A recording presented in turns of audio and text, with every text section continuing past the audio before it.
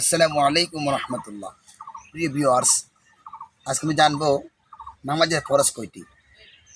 নামাজের ফরজ হচ্ছে মোট 13টি। নামাজের বাহিরে হচ্ছে 7টি ফরজ। যে ফরজগুলো আপনি যদি আদায় না করেন আপনার কিন্তু নামাজ হবে না। তো নামাজের বাহিরে হচ্ছে 7 ফরজ। এক নম্বর হচ্ছে শরীর পাক, কাপড় পাক, নামাজের জায়গা পাক। আপনি যেখানে আর কি নামাজ পড়বেন সে স্থানটা যাতে আর কি পবিত্র হয়।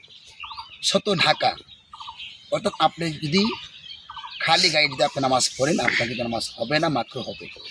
শত ঢাকা, ক্যাবলামুখী হওয়া, অক্তমতে নামাজ পড়া ফরজ। এরপরে হচ্ছে নিয়ত করা। নামাজের বাহিরে ভিতরে হচ্ছে মোট 6 ফরজ। তা হচ্ছে প্রথম হচ্ছে তাকবীর তাহরিমা বাদা, দাঁড়িয়ে নামাজ পড়া কিন্তু ফরজ। রুকু করা, 2 সাজদা করা, আখিরি বৈঠক।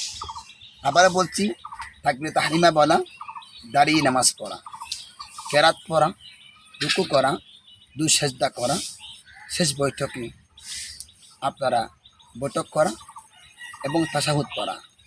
আসসালামু আলাইকুম রহমতুল্লাহ।